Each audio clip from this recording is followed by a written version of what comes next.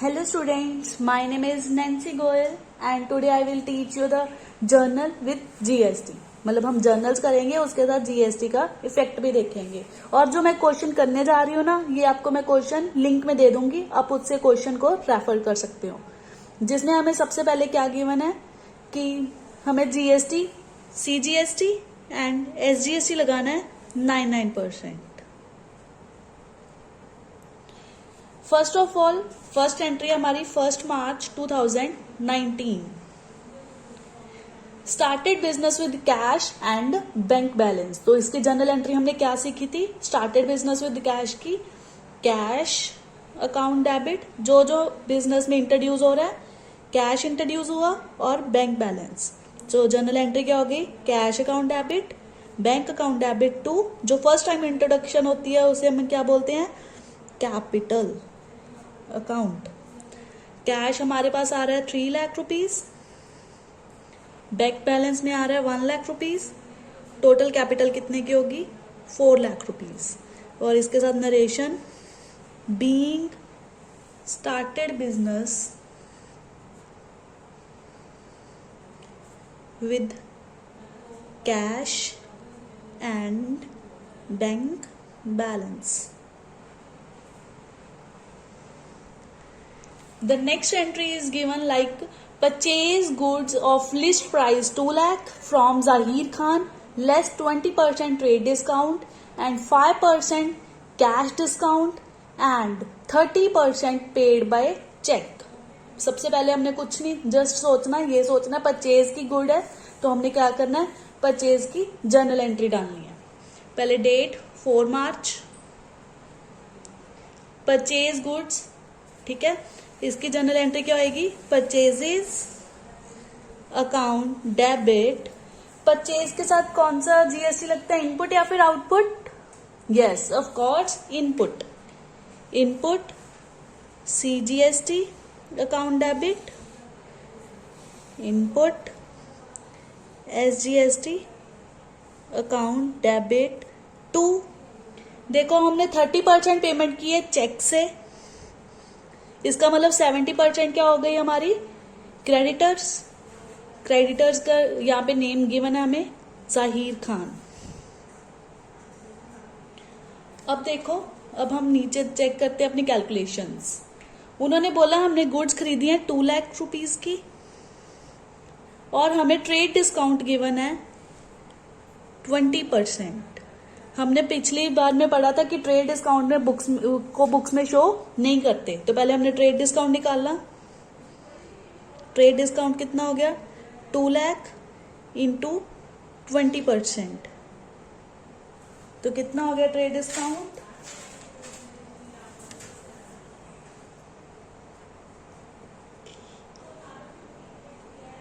40,000। ठीक है, अब क्या करेंगे हम? टोटल प्राइस में से ट्रेड डिस्काउंट को क्या करेंगे? माइनस।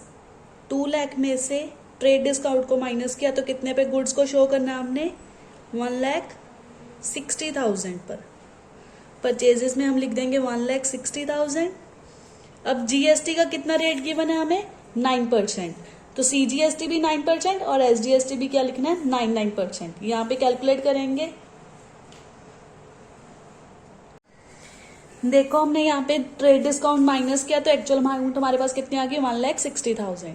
1,60,000 को परचेज पे लिखा और इसका जीएसटी रेट क्या था? 9%। देखो 9%, तो हमने 1,60,000 का 9% निकाला तो कितना आ गया?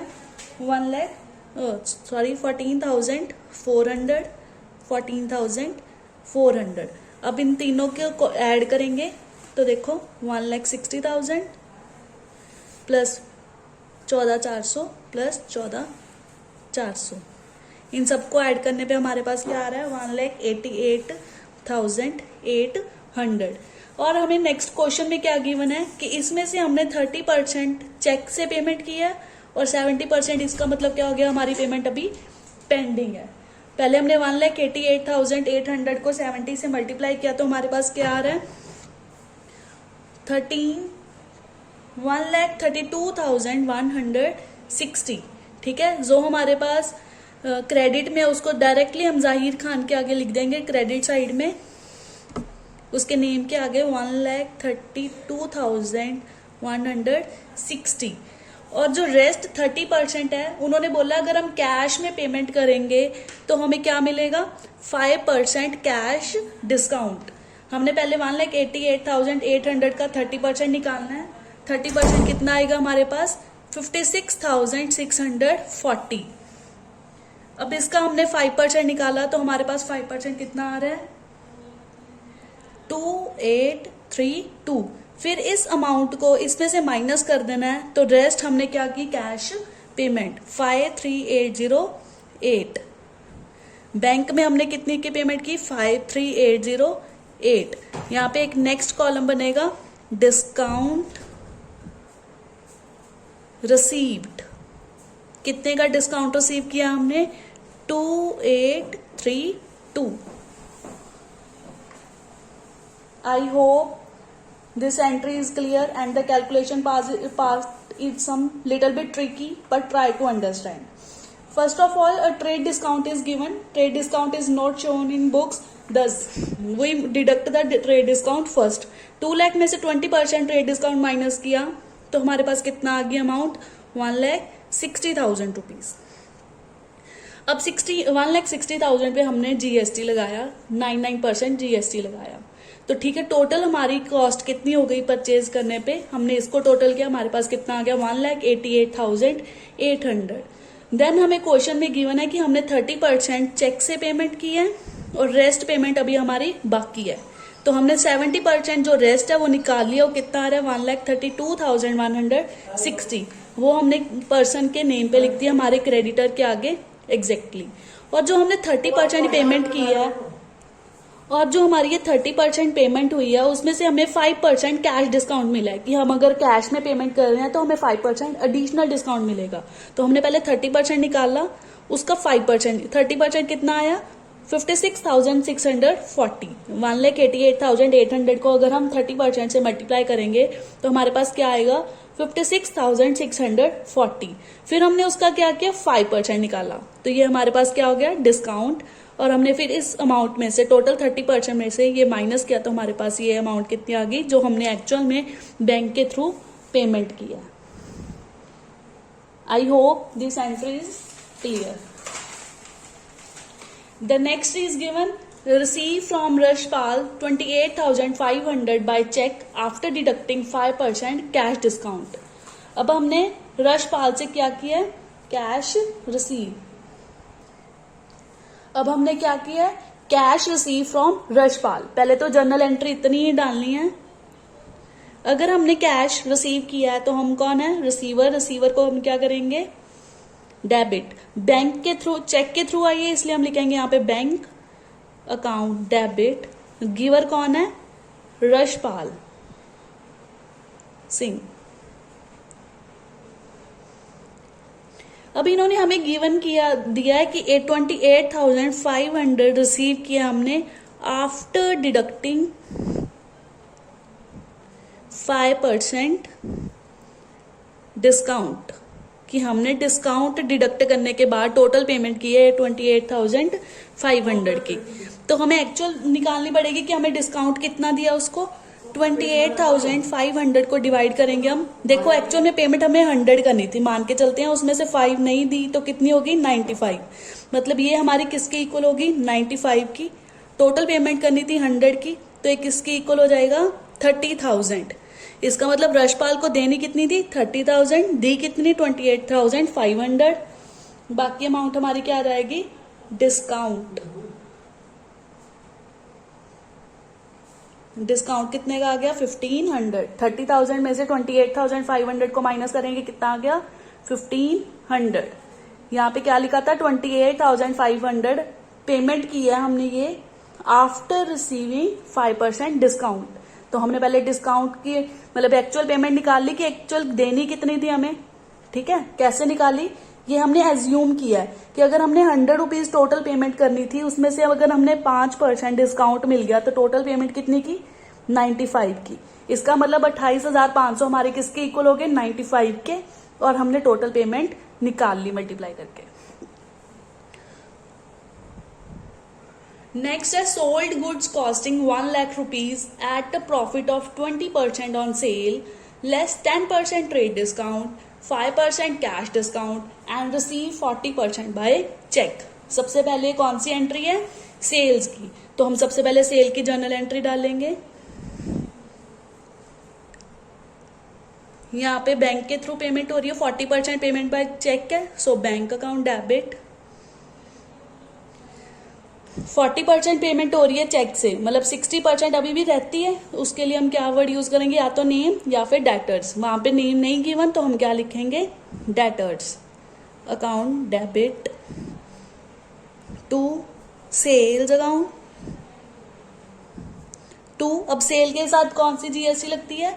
Output. Output CGST account credit to output SGST account debit credit. अब उन्होंने बोला है कि हमने 1 लाख की गुड्स खरीदी, सेल की at 20% of profit on sale, at 20% profit. पहले हमने 20% प्रॉफिट निकाला, 1 लाख का 20% 20,000। इट मीन्स हमने टोटल सेल कितने की 1 लाख प्लस 20,000, 1,20,000 की। अब हमें ट्रेड डिस्काउंट गिवन है 10% का। ट्रेड डिस्काउंट गिवन है हमें 10%, तो इसका 10% निकालेंगे, कितना आ गया? 12,000। तो एक्चुअल पेमेंट कितने की होगी? 12,000, 1,20,000 माइनस 12,000, ये हमारे पास आ गया 1,08,000। अब यहाँ पे हम लिखेंगे 1,08,000 और इसका 9% GST निकालेंगे तो क्या आएगा?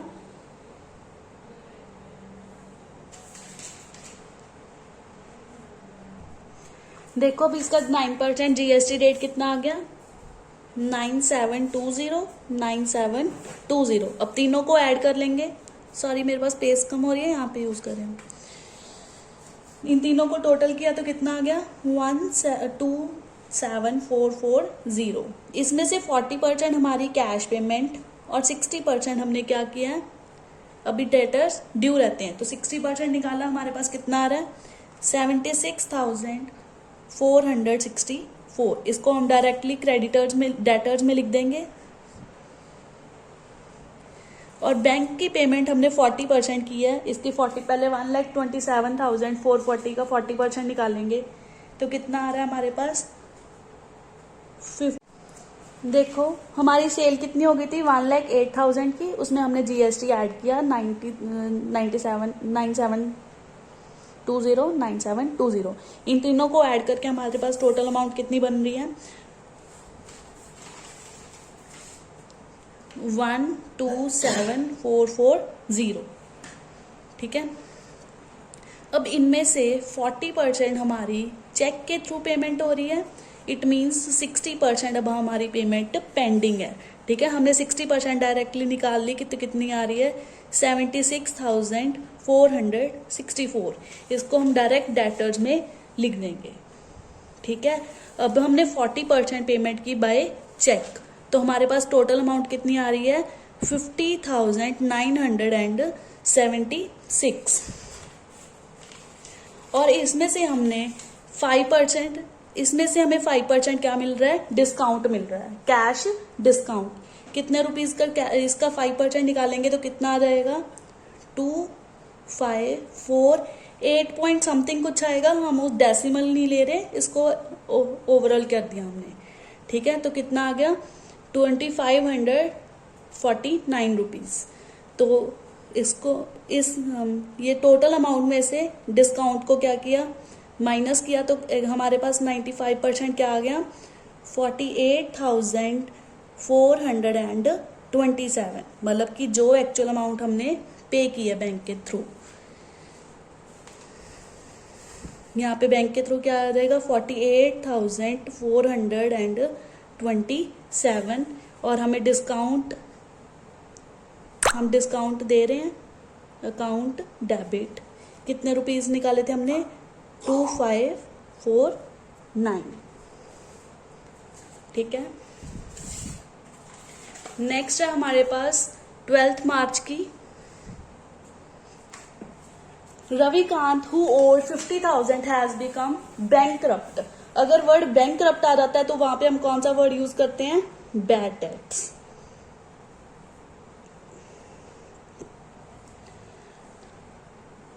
And 60% could be recovered from his estate. हमने कुछ रिकवर भी किया, रिकवर के लिए हम यूज करेंगे कैश। ठीक है, टू किससे किया हमने, रविकांत। टोटल कितनी थी हमारे पास अमाउंट, 50,000 उसने हमसे ली थे, कितने रिकवर कर पाए, सिर्फ 60,000। तो कैश में क्या आ जाएगा, 50,000 का 60%, 30,000, कैश में 30,000, और जो रिकवर नहीं कर पाए बैड डेट्स, 50,000 का 40% कितना होता है, 20,000। टोटल कितने रुपीज थे, 50,000।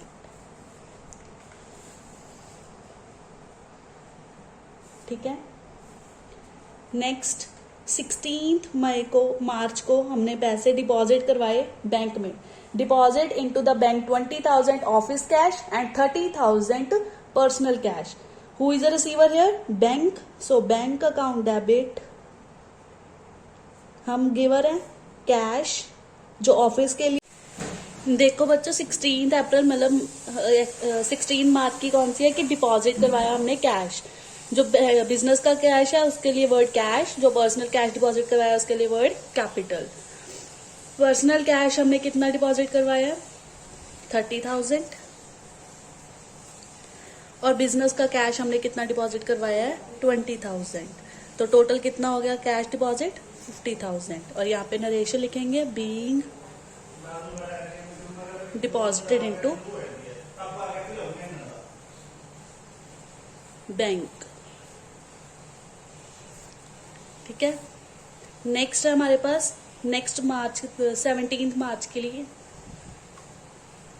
Rent paid by cheque for office and residence of the proprietor. Office के रेंट के लिए हम क्या लिखेंगे, रेंट अकाउंट डेबिट, और प्रोप्राइटर के खुद के रेंट के लिए कौन सा वर्ड लिखेंगे, drawings. Drawings account debit. To अगर हमने चेक पे किया तो चेक के लिए बैंक। ठीक है, अमाउंट रेंट के लिए 24,000,